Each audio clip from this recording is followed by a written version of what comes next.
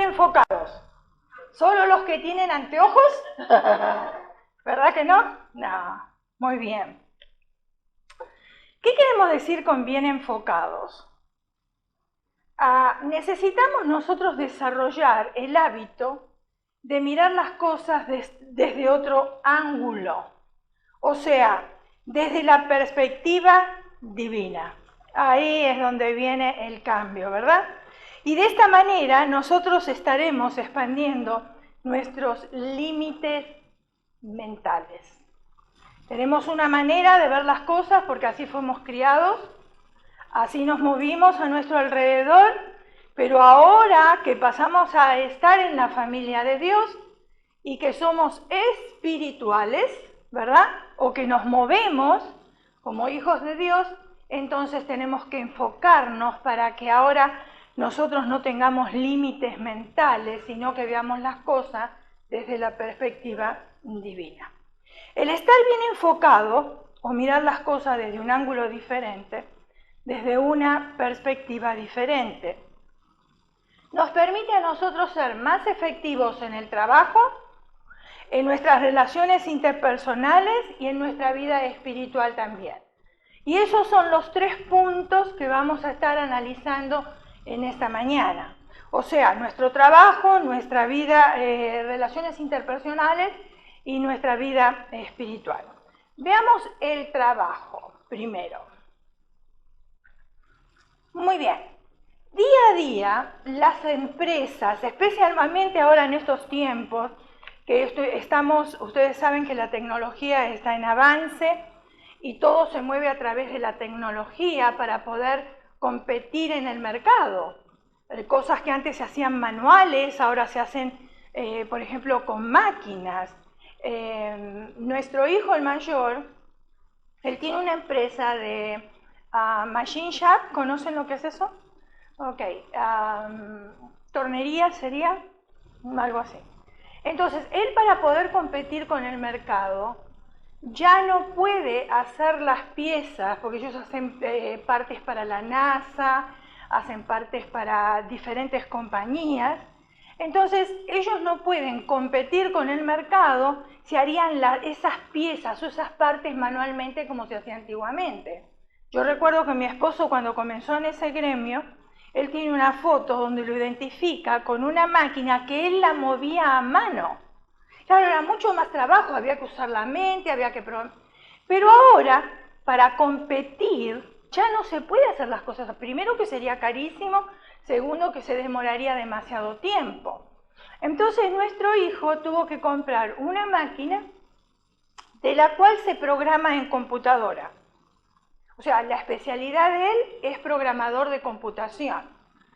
Entonces programa la máquina, pone el pedazo de metal, de aluminio, de lo que sea que se necesite para desarrollar esa parte que le pidieron. Entonces hace todo el control por computadora. La misma máquina se encarga, tiene un brazo. Es bien interesante ver cómo funciona todo, ¿no? Tiene un brazo que se encarga ella misma de ir y cambiar los tools, o sea, las herramientas. Si necesita una para agujeros, va y toma la del agujero porque ya está programada. O sea que es como un robot. Entonces, él se va a la casa, hace lo que tiene que hacer en su casa, ya tiene un tiempo establecido en el cual esa parte ya va a estar realizada, vuelve al negocio y se encargó la máquina de hacer todo el trabajo. Es increíble las cosas que se ven ahora. Entonces uno se queda, wow, con la boca abierta de ver. Pero es la única manera de poder competir en el mercado. Porque si no, ya no se puede competir, digamos, en precio y en tiempo, las dos cosas. Porque se ahorra el tiempo, pero también se reduce el precio. Aunque la máquina es cara, pero la máquina se va pagando después de a poco con el trabajo. Entonces, las compañías día a día invierten grandes sumas de dinero en tecnología y sistemas informáticos. Eso usted lo sabe por el lugar donde trabaja, ¿verdad? Y si usted es dueño de una compañía, también debe saberlo. Ahora, ¿por qué invierten este dinero? Porque de las cosas que la compañía quiere hacer es mostrar la estrategia consistente en desarrollar y elaborar los productos que quiere el consumidor. ¿O no es así? O sea, la compañía tiene que desarrollar un producto que el consumidor está demandando y no aquellos que el fabricante desea. Antiguamente, el que dictaminaba lo que había que fabricar o elaborar era el agente de tal o cual compañía, el gerente de tal o cual compañía. Ahora el mando lo tiene el consumidor. Y ustedes se dan cuenta fácilmente. Hay restaurantes que funcionan, se hacen la fama, están en un lugar que no pasa nadie. No es que están en una avenida, no, pero hazte la fama y échate a dormir. Yo no sé si ustedes conocen ese dicho que se dice afuera, no está en la Biblia, ¿no? Pero entonces la voz se va pasando. Por ejemplo, yo no quiero ahora hacer propaganda de lugares, pero ustedes conocen que hay un bakery muy famoso, muy conocido, que ahora está abriendo brunches o diferentes lugares. ¿Y cómo empezó? Yo lo conocí cuando empezó en un lugar chiquitito en la ciudad de Glendale. Ahora ese lugar es amplio, es grande, y tuvieron que hacer otros lugares, y la gente va a los diferentes lugares. Y cuando usted va ahí, bueno, piérdase la mañana, ¿eh? Vaya con la idea de perderse la mañana. ¿Por qué? Porque es tanta la demanda que hay. ¿Y cómo se pasó la voz de uno al otro? ¿Por qué? Porque yo quedé satisfecha con ese lugar, entonces llevé ese pastry a otro lado y me preguntaron, ¿dónde lo compraste? Y así se va pasando la voz. Entonces, ¿qué hacen? Ellos ahora fabrican lo que el consumidor va demandando. Y así se van haciendo ellos cada vez más grandes y más famosos. Muy bien. Las empresas que cambiaron su enfoque, trasladándolo desde el punto de vista del cliente, son las que imponen el mercado.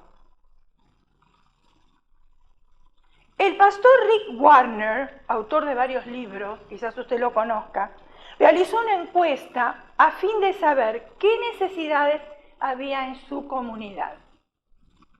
Una vez que estas fueron descubiertas, implementó un programa para ofrecer a Cristo. Sounds un poquitito weird esto, ¿no? Hizo un programa para ofrecer a Cristo, ¿no es cierto? O sea, un poquito raro. Bueno, para ofrecer a Cristo, al Evangelio y a la Iglesia, como medios de llenar esas necesidades. ¿Serían lo que nosotros conocemos estrategias? Así.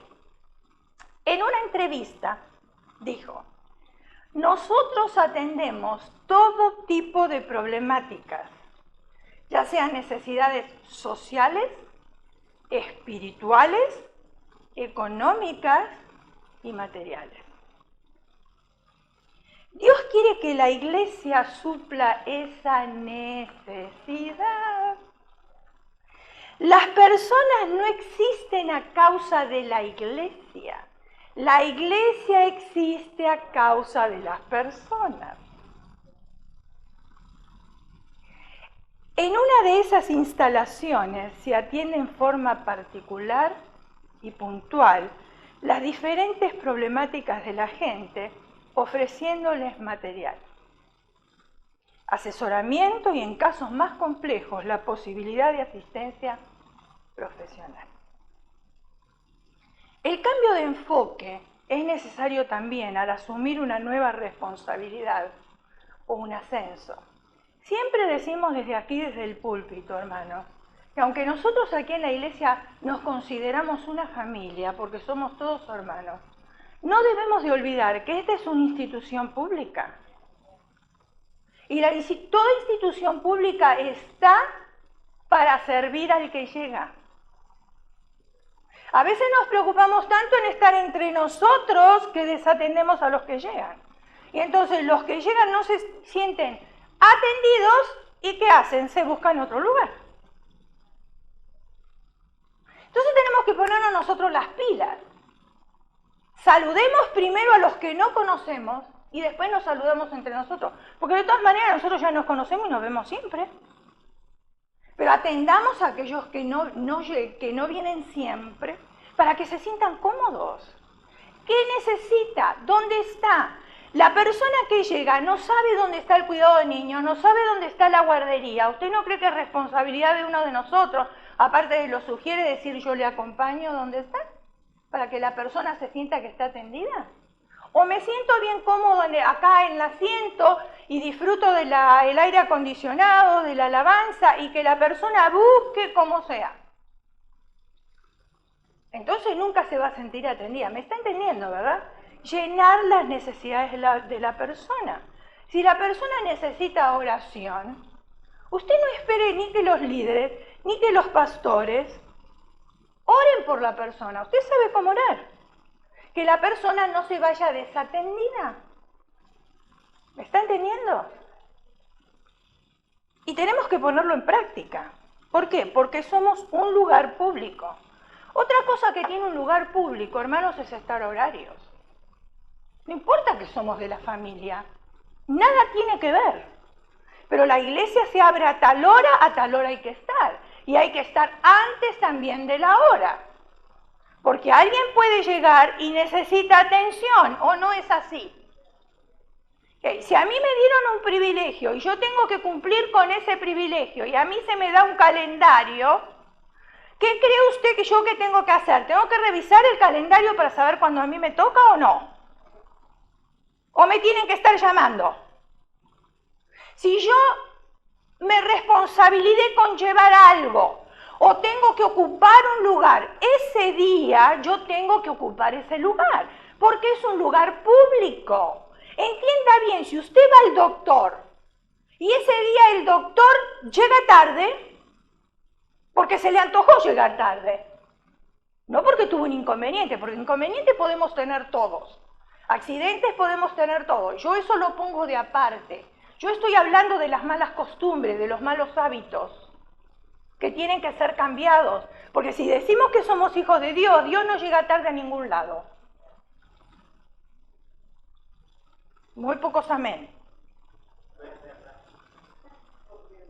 Entonces, si yo voy al doctor, yo estoy esperando que el doctor ya esté ahí, porque a mí me dio la cita a las 9 de la mañana, y yo a las 9 quiero ser atendida. ¿Puede tener un percance el doctor ese día? Sí. Pero entonces va a estar otra persona y ahí yo decido si quiero que me atienda el doctor que no pudo llegar por una emergencia o el nuevo doctor. Pero las necesidades siempre los lugares públicos tienen que suplirlas. Lo mismo con la escuela. Si usted lleva a sus hijos a la escuela, ¿usted está esperando que la maestra esté ahí o no? Porque usted dice, bueno, pero si acá me tienen que servir, es la escuela, abre a tal hora, mis hijos yo los tengo que dejar, yo me tengo que ir a trabajar, yo ya hice mis planes. Exactamente sucede con la iglesia. Grábese en su cabeza que este es un lugar público. Por eso cuando se rompe una luz, el pastor enseguida la arregla. Si hay problemas con el aire acondicionado, también lo tiene que arreglar, porque es un lugar público y estamos para servir. ¿Me está entendiendo?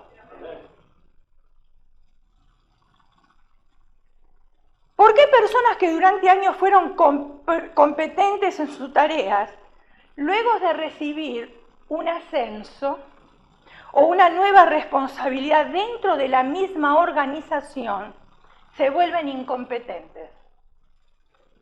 ¿Qué sucede? Según estadísticas, ¿sabe a qué se debe? Quizás usted se está haciendo una idea o ya tiene una idea más o menos de lo que es. Pero ¿sabe lo que se debe? Que siguen haciendo en su nueva tarea lo que tuvo éxito antiguamente. ¿Lo entendió? En su nueva tarea siguen haciendo lo que tuvo éxito en la antigüedad. Volvamos otra vez al caso de mi hijo, no porque es mi hijo, sino el ejemplo. Supongamos que él, ahora que tiene su propio negocio, quiera hacer las partes como las hacía el papá. Porque al padre en ese entonces le funcionaba. ¿Usted cree que podría competir? ¿Tiene que actualizarse? Sí. De esa manera, las personas que viven con el éxito del pasado se vuelven improductivos. No porque se hayan vuelto incompetentes, sino más bien porque están haciendo las cosas equivocadas. Cuando cambiamos de trabajo o empezamos una nueva tarea o ocupamos un nuevo puesto o cambiamos de actividad, es imprescindible cambiar el enfoque y preguntarse, ahora que tengo una nueva tarea, ¿qué necesito para ser eficaz? Si usted viene a esta iglesia, escuche bien, pero usted ya fue adoctrinado en otra iglesia, amado hermano, cambie su enfoque, porque usted no va a implementar aquí lo que aprendió en otra iglesia. Porque está en otro lugar, con un enfoque diferente, con una manera de hacer las cosas diferentes. Cristo va a ser siempre el mismo, la salvación va a ser siempre la misma, pero estamos hablando de estilos de trabajo. Y usted no puede venir acá y querer cambiar el sistema de acá porque usted está acostumbrado con aquello de allá. Hay que cambiar el enfoque. Es que a mí me resultaba, ¿qué tiempo es? ¿Qué tiempo es? Ah, pasado. Y lo que usted vivió ayer no lo va a vivir hoy. ¿O usted puede vivir hoy lo que vivió ayer? No, ¿verdad? Muy bien. ¿Qué espera la organización o la gente de mí? Eso es lo que la iglesia también tiene que preguntarse. ¿Qué espera la gente de mí? Qué fácil decir, que los pastores se arreglen. Que los pastores tengan consejería. Que los pastores oren. Es muy fácil. Pero ¿qué espera la gente de ti también? No solamente de nosotros, de ti, ¿qué está esperando el que llega?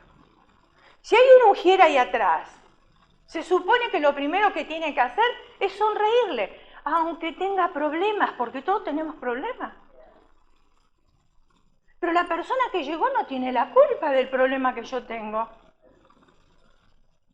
Entonces, lo primero es una sonrisa, después es un apretón de mano o un abrazo. Y después dirigirle a dónde sentarse para que se sienta cómoda y recibida. ¿O no es así?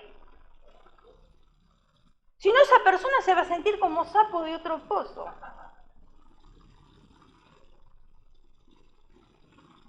Casi siempre es algo distinto a aquello que nosotros estuvimos haciendo hasta ahora. Por eso cuando leemos la Biblia, año tras año, hermanos, descubrimos que Dios nos habla de diferente manera. Y no porque Él haya cambiado, es que mi necesidad es diferente. Y entonces Él me va a suplir con la necesidad que yo tengo ahora y no con la del año pasado. Veamos en las relaciones interpersonales. Fuimos al trabajo, relaciones interpersonales. Lucas capítulo 6, versículo 31. Muy importante. Por favor, grábese esto en su cabeza. Si a usted le gusta que lo atiendan cuando va a cualquier entidad pública, escuche lo que dice la palabra. Es para mí también, ¿eh? Escuche.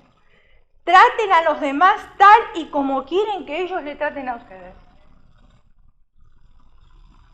Entonces, si usted no saluda a una persona nueva, es porque a usted no le gusta que lo saluden. ¿Eso es lo que está diciendo o no?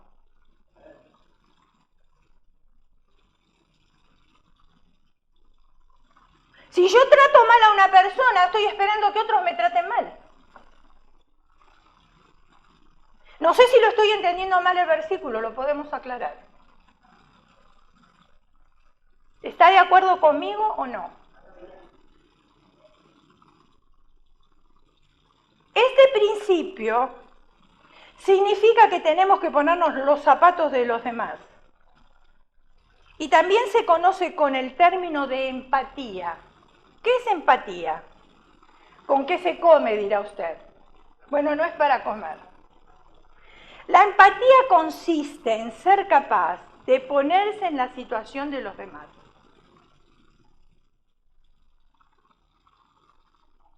Si somos gerentes o líderes y tenemos bajo nuestra responsabilidad un grupo de personas, escuche bien, ¿seríamos capaces de realizar y cumplir con las demandas que le hemos impuesto a otros?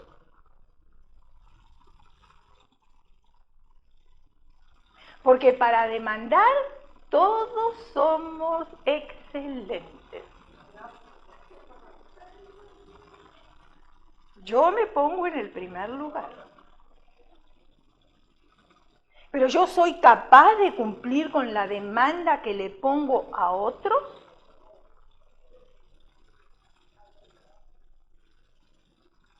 Porque ¿qué derecho tengo yo de demandar si yo no soy capaz de cumplirla? Yo lo entiendo así, yo no sé cómo lo entiende usted, pero yo lo entiendo de esa manera. Mateo capítulo 23, versículo 4. Mas atan cargas fuertes y difíciles de cargar y ponen sobre los hombros de los demás, mas los dedos de ellos no quieren mover.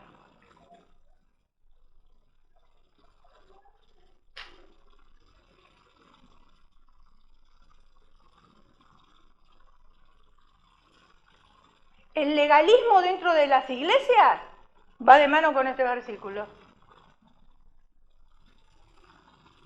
Ponen carga sobre otros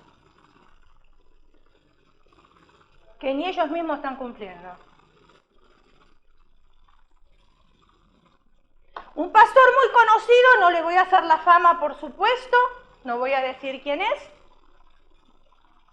tenía la costumbre en sus predicaciones, predicaba muy bien, me gustaba mucho cómo predicaba, solamente eliminando esas cargas pesadas que ponía sobre la congregación. Pero interpretación de la palabra y todo, una voz excelente para predicar, llamaba la atención su voz. Pero entonces llegó a un punto que a las mujeres, porque parece que en la Biblia de lo único que se habla es de las mujeres, de los hombres no. Entonces todos los pastores atacan a las mujeres.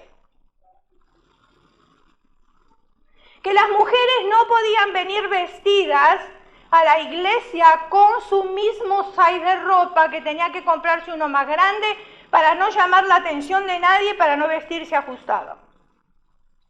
Que la mujer no podía usar traje de baño, porque si usaba traje de baño en su casa y tenía una piscina, los vecinos la veían y entonces tenían que llenar la piscina de tierra y hacer un jardín.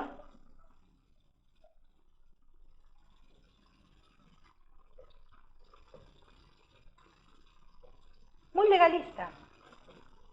Pero ¿sabe cómo terminó ese pastor? Yéndose con la secretaria, de tanto legalismo. Ponen yugo en otras personas que ni ellos pueden llevar.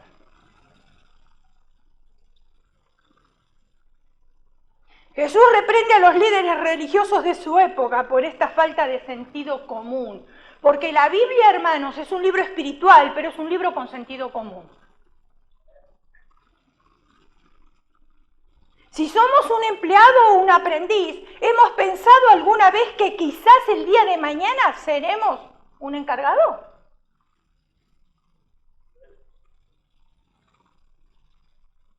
Podemos ser dueños, podemos ser gerentes de una organización o de una empresa. Y si fuera así, ¿creemos que nuestras decisiones serían diferentes a las de tu líder o gerente?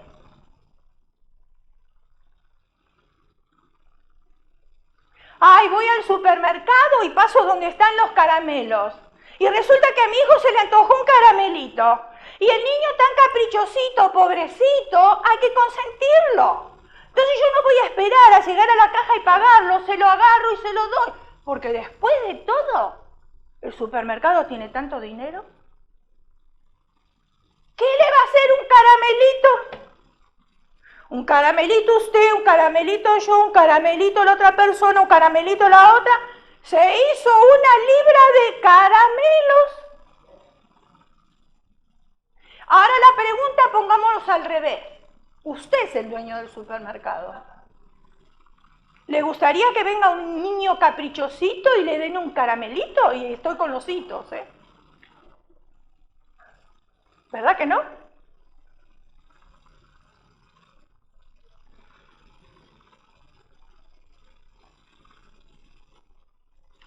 Si ocuparíamos una posición de liderazgo, tal vez entenderíamos mejor nuestros superiores. Es muy difícil que la congregación entienda a los pastores. Miren, ¿cómo repetimos nosotros de acá arriba? Acá hace un calor. Y mira, el hermano Gerino, gracias a Dios que no tiene cabello. Pero yo lo veo ahí transpirar, aunque no tenga cabello, transpira, porque acá hace calor. Quizás ustedes digan, ¡ay, qué exagerados los pastores! Pero ¿cómo va a hacer calor si nosotros no sentimos calor? Primeramente usted está sentado y cómodo. Y una persona que está activa, que está así, siente calor, ¿o no? Segundo, el frío que da ahí no da acá arriba. Y gracias a Dios que los hermanos nietos subieron el domingo pasado y los dos dijeron, ¡qué calor que hace acá arriba! Ah, menos mal, por lo menos tenemos a alguien que nos apoya. Porque lo tuvieron que sentir ellos mismos.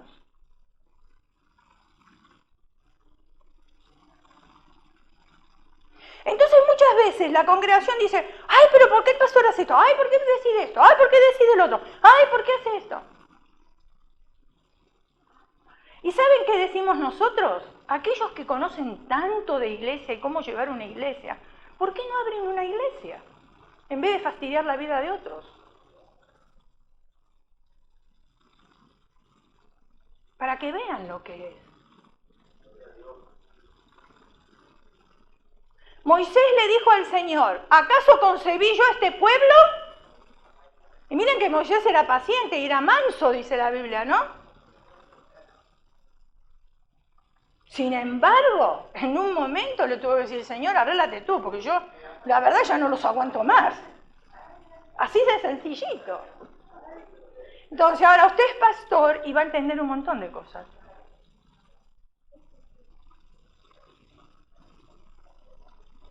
Nos gusta que nuestros amigos, cónyuges, hijos, familiares, hermanos en la fe nos respeten, ¿o no?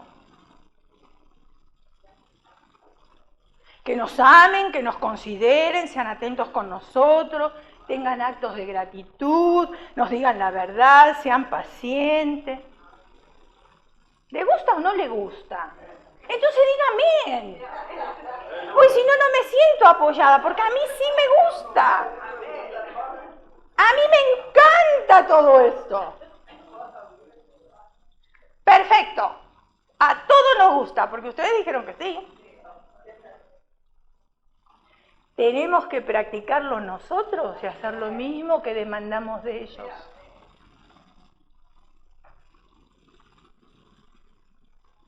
Veamos nuestra vida espiritual.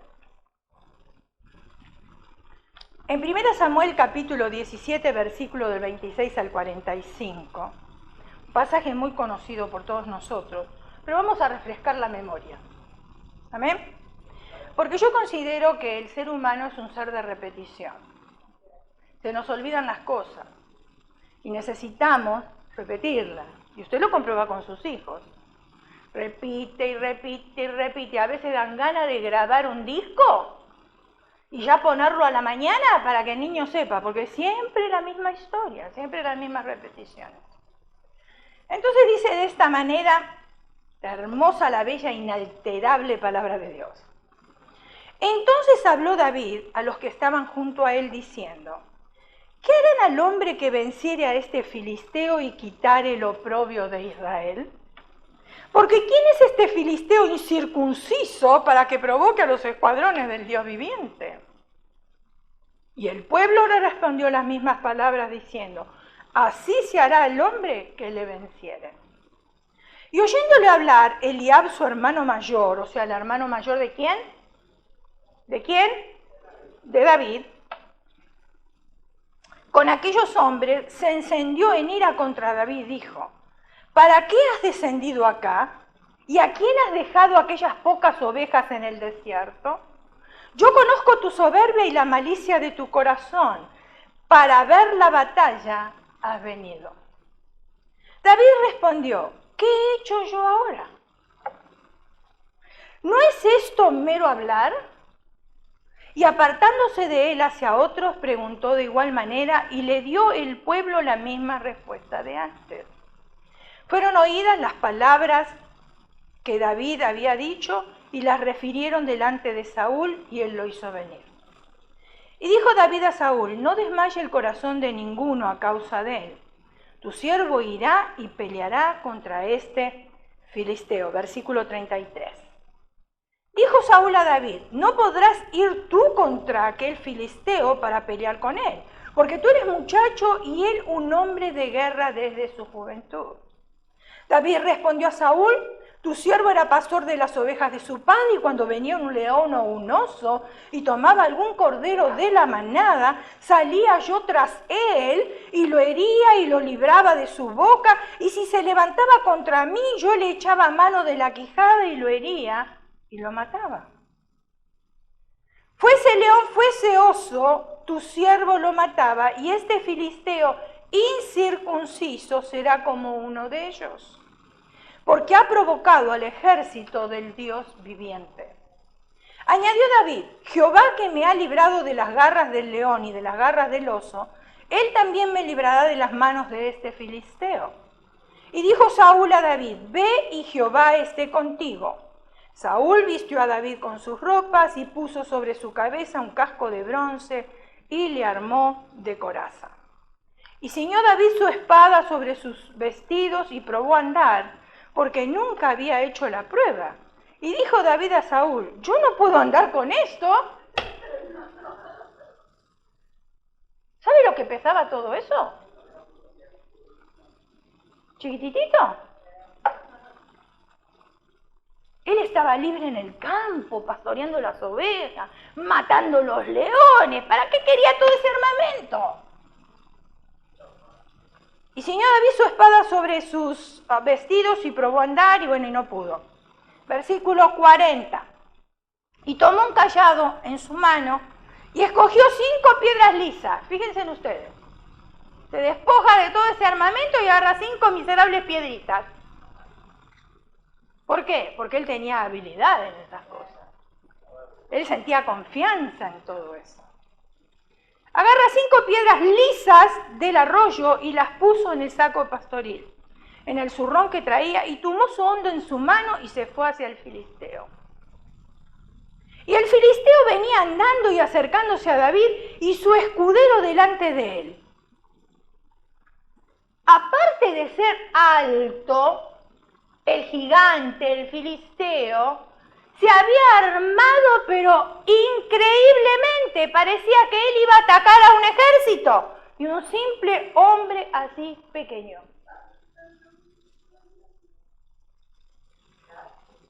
Y el filisteo venía andando y acercándose a David y a su escudero delante de él.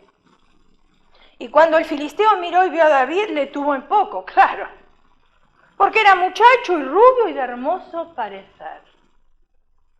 Y dijo el filisteo a David: ¿soy yo perro para que vengas a mí con palos?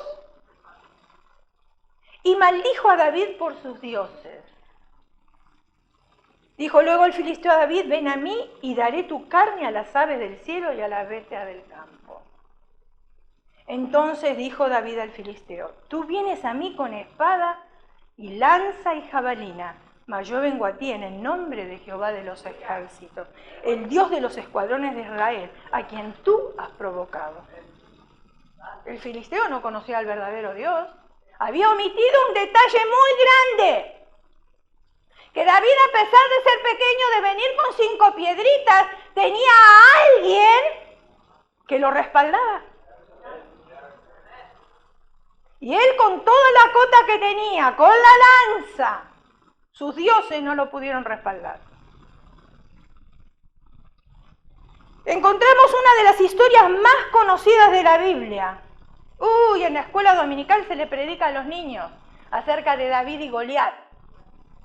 Y este relato narra la historia justamente de David y Goliat. En esta historia, el gigante desafiaba cada día a algún soldado del ejército de Israel. ¿Y para qué lo desafiaba? Para que peleara contra él. El guerrero vencedor, ganador la batalla para todo su ejército. Esta idea era muy inteligente, ya que solo 2 soldados exponían su vida en el campo de batalla. Y no había necesidad de poner en riesgo a todo el ejército. Sin embargo, la propuesta no era atendida por parte del rey Saúl ni del ejército de Israel. Durante 40 días este paladín los insultaba y desafiaba a pelear, y ellos estaban temerosos a este desafío.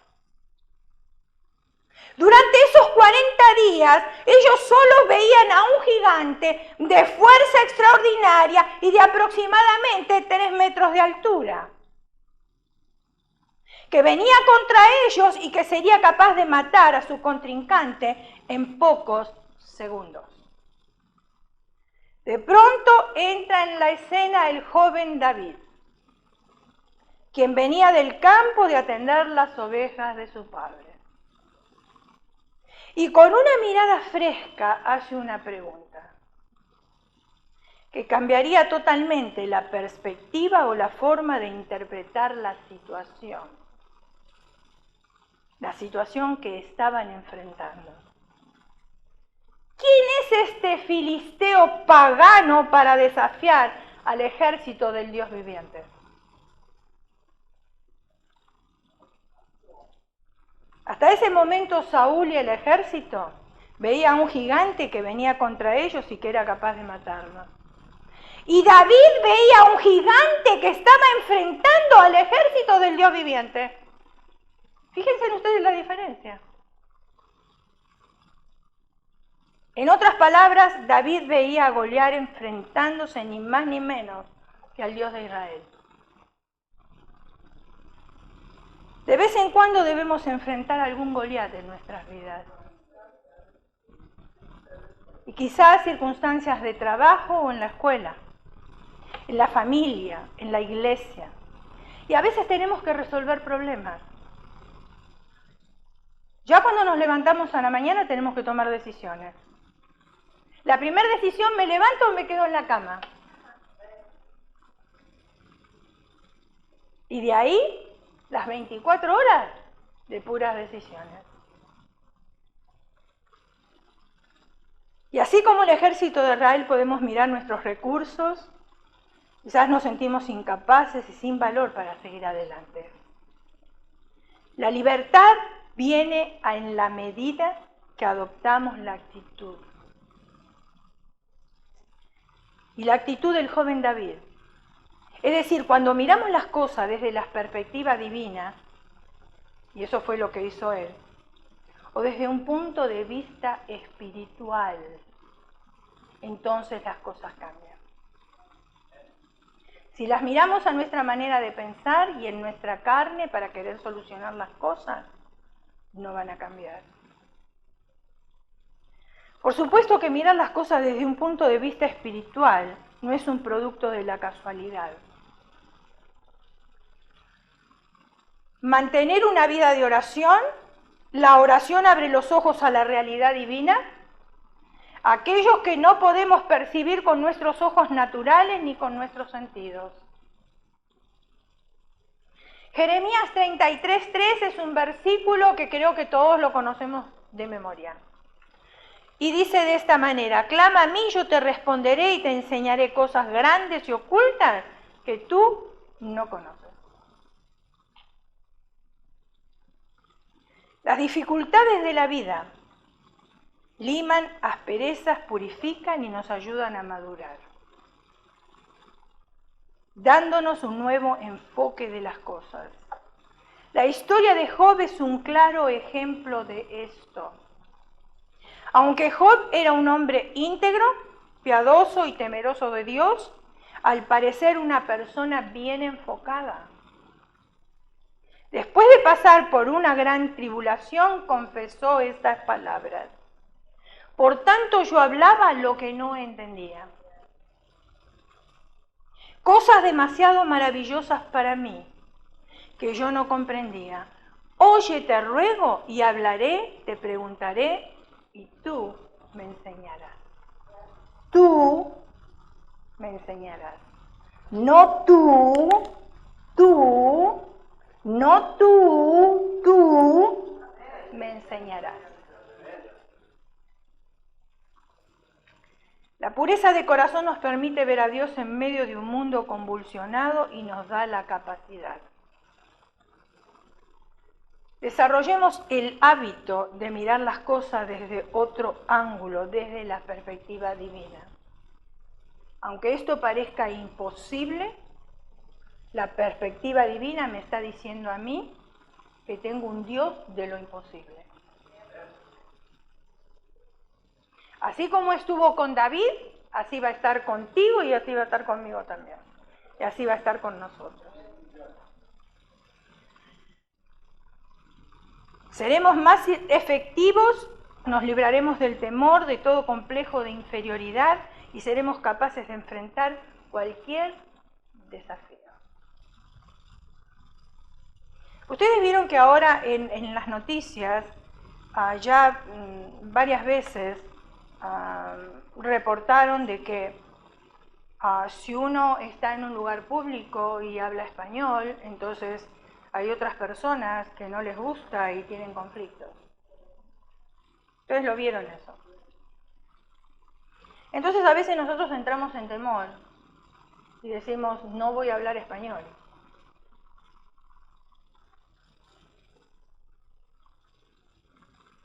Pero también ustedes habrán visto una propaganda que hay, que contrarresta eso.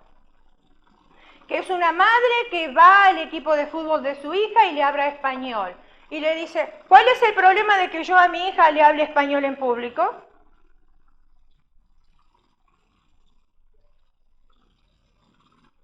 Claro, si yo voy a una oficina, por supuesto voy a tener que hablar inglés, ¿no? Ahora, si yo no entiendo lo que me están diciendo, yo voy a pedir una persona que hable español. Yo no puedo hablarle a un americano en español que no entiende. O sea, de sentido común. Pero si yo estoy hablándole a mis hijos en un parque, ¿qué le importa al resto cómo yo le hablo a mis hijos? O como yo le hablo a mi marido, como yo le hablo a mi familia. ¿No le interesa? O como yo hable con mis amistades. ¿Acaso cuando usted pide una solicitud, no le preguntan ellos en qué idioma la quiere la solicitud? Y se la mandan en su idioma. Cuando usted llama a la oficina y le dicen, del doctor, o cualquier otra oficina que necesita, le dice, ¿cuál es su idioma original o su idioma? Su primer idioma. Español. Espere que le busque un traductor. Y por teléfono mismo ahí aparece el traductor. Entonces, ¿por qué yo voy a tener temor? A eso me refiero. ¿Por qué me tengo que sentir inferior? Porque vengo de donde vengo. Si usted me tiene que amar a mí por lo que yo soy, no por mi país, no por el idioma que yo hable, sino por lo que yo valgo para usted. Y viceversa también.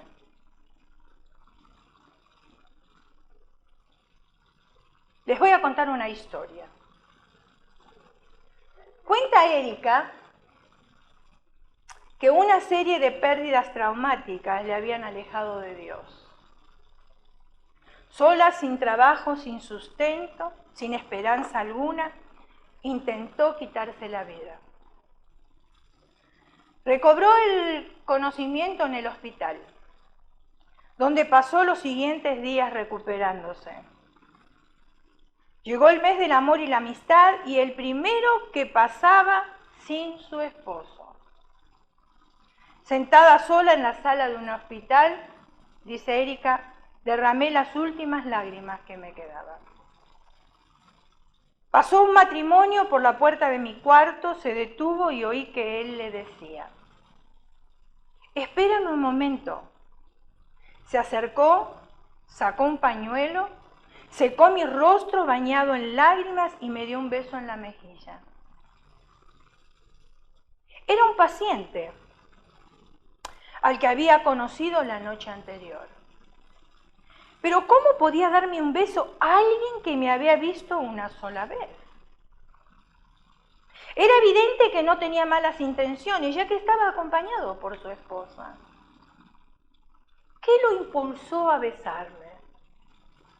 ¿Qué había hecho yo para merecer semejante gesto? Pasaron unos minutos y pensé, me han hecho un estupendo regalo, el de la esperanza, y tengo que repartirlo entre los demás. Enseguida captó la visión. No la dejó pasar, no fue egoísta y se la retuvo para ella.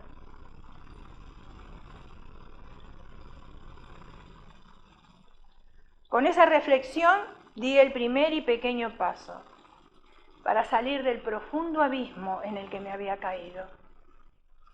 Pocos días después me dieron de alta, miré lo que me quedaba de mis ahorros. Apenas unas monedas. En la cocina no tenía más que una caja de espagueti y una lata de salsa de tomate.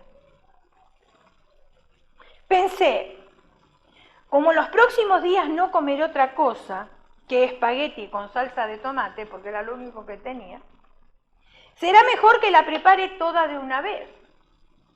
Y la voy calentando de a poco. Terminé de cocinar y me disponía a sentarme para comer cuando sonó el timbre de la puerta. Al abrir me encontré con una joven que parecía a punto de morir de hambre. La acompañaba una niña de 5 o 6 años. La muchacha dijo que era refugiada y no encontraba trabajo. Me preguntó si tenía unas monedas que pudiera darle. Recordé que me quedaban unas pocas. ¿De qué podrían servirle? Unas monedas es todo lo que me queda, respondí. Yo también estoy padeciendo necesidades. Acabo de preparar espagueti con salsa de tomate. ¿Quiere pasar y acompañarme? Madre e hija aceptaron con timidez. Comimos las tres. Lo que pensaba iba a ser la comida de varios días solo duró un momento.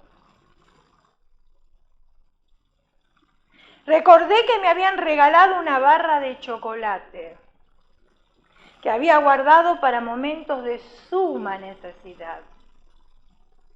Se lo regalé a la niña. Me agradeció con un abrazo que jamás olvidaré. Me dijeron que vivían cerca, así que le invité a volver. Les expliqué que no podía prometerles una mesa abundante de comida, pero compartiríamos lo que tuviera en ese momento. De entonces no las he vuelto a ver. ¿Su imaginación está funcionando? ¿Uso su computadora o está sleeping la computadora? Porque sí, se duermen. Hay que despertarlas, ¿verdad? Unos días después vi en el periódico un anuncio en el que ofrecía empleo. Aunque no reunía los requisitos ni tenía experiencia, me presenté. Unos minutos después de iniciada la entrevista, me hicieron la pregunta más importante de mi vida. ¿Le parece bien empezar mañana? Eso es lo que todos esperamos cuando vamos a una entrevista, ¿no? Antes de que pudiera responder, un pensamiento vino a mi mente. ¿Fueron aquellas dos desconocidas mi prueba laboral? ¿Qué cree usted? Sentí en mi corazón que no solo había estado en una entrevista de trabajo, sino que había aprobado un examen. Dios me había demostrado que me amaba al poner en mi camino a ese hombre que me dio el ánimo. Sencillo. Un simple beso. en el momento que más lo necesitaba. ¿Cuántas veces uno con un solo abrazo anima a otra persona, sin necesidad de palabras? Especialmente en esos momentos cuando una persona pierde un ser querido. Uno podría decir tantas cosas, ¿o será que las palabras le ayudan? ¿O mejor será un abrazo fuerte y sentir el cariño y el calor de una persona? Luego, enviarme a una madre con su hija para ver si era coherente con mi promesa de transmitir el amor y esperanza. Porque Dios no es sordo, ¿eh? ¡Ay, que Dios no es sordo! Cuando hablamos, va derechito al trono de la gracia. Él no se olvida, Él nos prueba, porque somos rápidos y emocionales para pronunciar palabras. En un momento donde nos sentimos emocionalmente afectados, prometemos miles de cosas. Esa soy yo, ¿eh? Yo no estoy hablando por usted, yo estoy hablando por mí. Pero después se me olvida. Y con la edad, mire, yo se lo digo por experiencia, ¿eh? Se olvidan más las cosas. Así que mejor apunte en un lápiz y en un papel si no se quiere olvidar. Si no, hasta se va a olvidar de comer. Es imposible que eso pase, ¿verdad?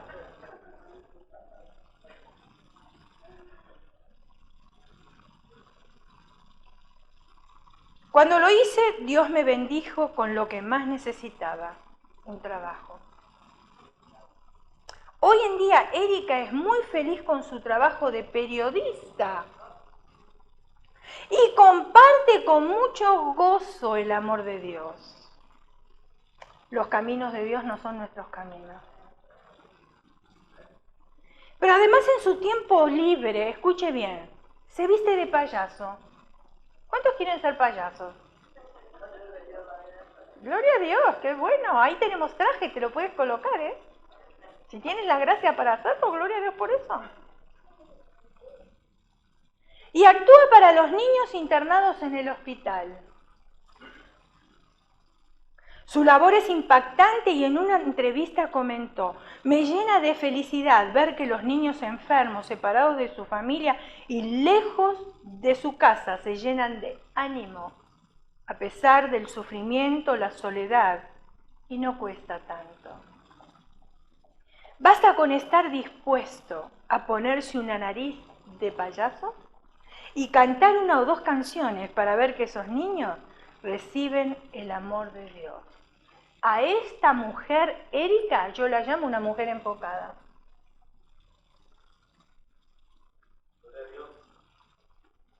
Bien enfocada. ¿Cómo estamos enfocados nosotros?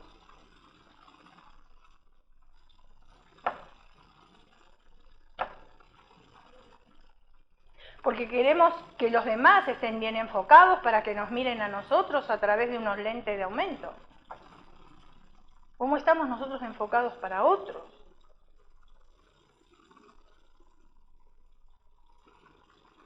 Cierre sus ojos, incline su rostro y vamos a orar.